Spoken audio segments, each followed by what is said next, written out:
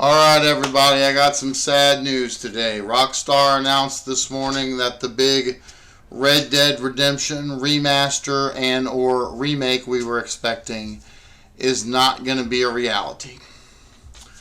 They are simply reporting the original game to the PlayStation 4 and Nintendo Switch. Which basically tells me that they did exactly what was needed just to get the game to play on the PlayStation 5. Because of course it's going to run on PlayStation 5 via backwards compatibility. So, and of course it was never on the Switch. So, whole new system for it, right? You can already play the original Xbox 360 version on the Series X and S, so there's no need to do it for that. I am puzzled that there's no PC version, but it was never on PC to begin with, so it still is not on PC. You know, I could sit here and trash Rockstar and go on and on and on and on about how crappy this was, but in the long run, I am happy to be getting the game again. It will include Undead Nightmare and all the DLCs associated with the original game, so that's great. The only thing it's not going to have is multiplayer online, which, again, a practicality. You don't really need that because now we use Red Dead Online. I've got Red Dead Redemption 2 and it comes with Red Dead Online access. So, again, what do you need the online multiplayer for the first game for? Weird, huh? But, you know, at least we're going to get to play the game again if we have PlayStations. I think this all goes back to last year, around August, September, this time.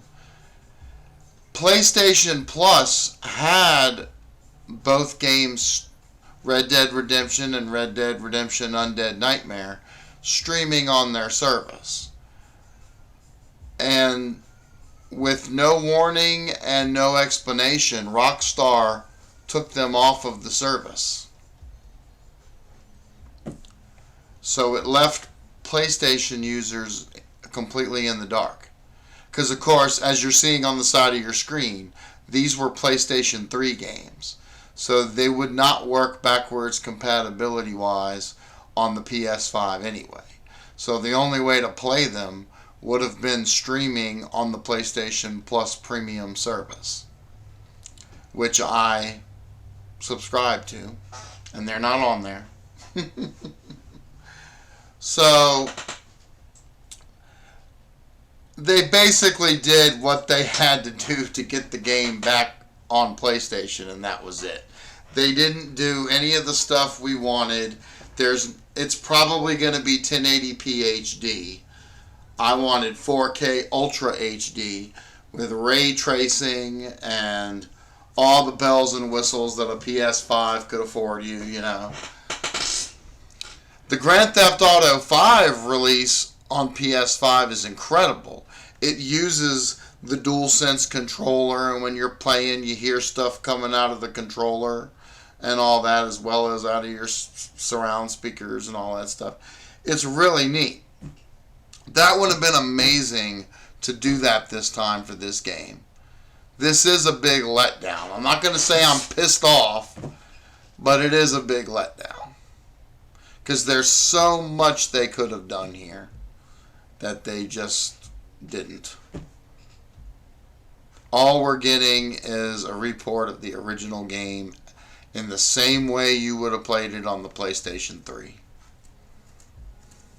So, that's that. I am puzzled as to why they're putting it on the Switch, or better yet, how it's going to run on the Switch.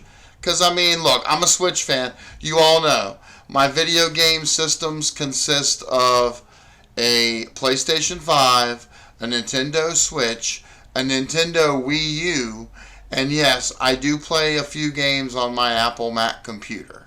I've only got about 14 on it because there's not much available for a Mac, but there are some things available for Mac. And a lot of the games I have in it are old. They're older than the actual computer itself. I've got the Mac Mini M1 from 2020. And a lot of the games are from like 2010, 12, 13, etc., you know.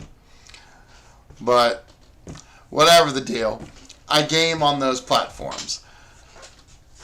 And if you remember a previous video I did about the Back to the Future video game from 2010, the PlayStation 3 port was great, the PC port was great, the Apple Mac port was great. But when it came to the Wii, it was terrible. The controls wouldn't work right, and you could tell in the dialogue that it wasn't optimized right. They'd be talking and they would totally skip over sentences. They'd be like, "Hi, Mr. Crockett, what do you do?" "I'm here for," and it would just go over. It was just very poorly optimized for the Wii. That's why I'm very thankful that in 2015 they made a PS4 version, and I own it and I can play it on my PS5. And that one is in 4K Ultra HD. I mean, they totally redid it, which is what I wish would have happened here with Red Dead Redemption, but obviously it won't be. So that sucks. So I'm sorry, y'all. It's not my fault. Rockstar decided that they didn't want to really do anything else with this game but report it. You know, I saw a Dreamcast guy's video this morning, and he's right. It was lazy. This is a lazy repackaging of one of, in my opinion, the greatest games of all time. There are not a lot of Western games out there, and this was one. And this sucks because they could have done so much with it. Imagine with the possibilities of the PS5. But, oh well. Oh well. So, digital versions hit the PlayStation Store and the Nintendo eShop on August 17.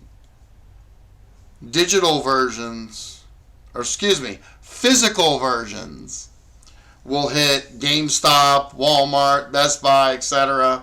on October 13th. So, needless to say, I'll probably most likely be getting it digitally next week.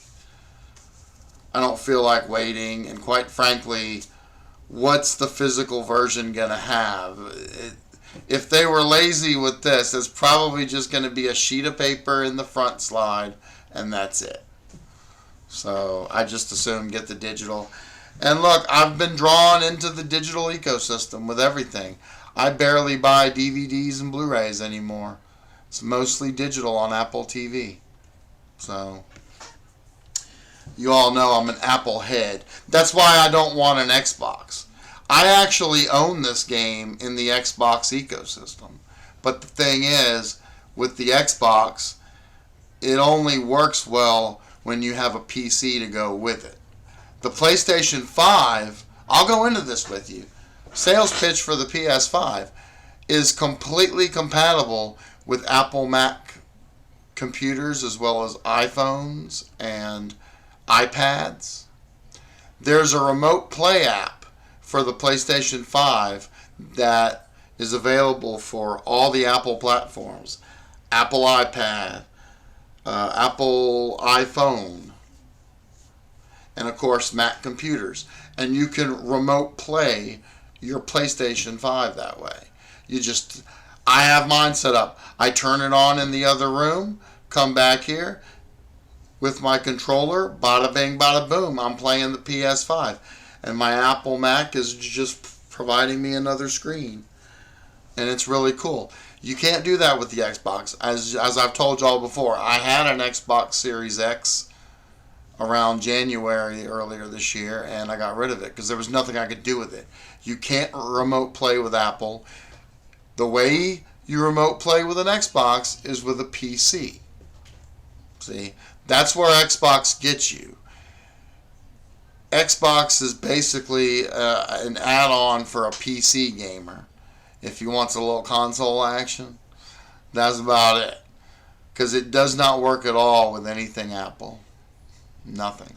The only thing you can do on the Apple is use your Game Pass Ultimate subscription online. But even then, it's nothing native.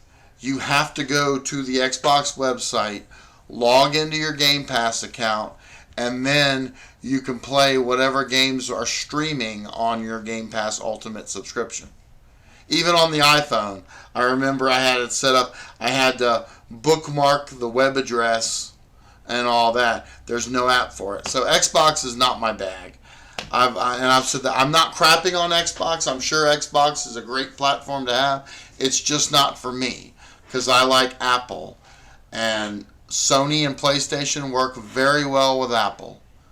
Xbox and Microsoft do not, because of course Microsoft is straight up competition for Apple. You have your PCs and you have your Macs. So, anyways, I hope I enlightened you a little bit here. Those are my views on the new Red Dead Redemption release coming digitally next week and physically October 13th for the Nintendo Switch and the PlayStation 4.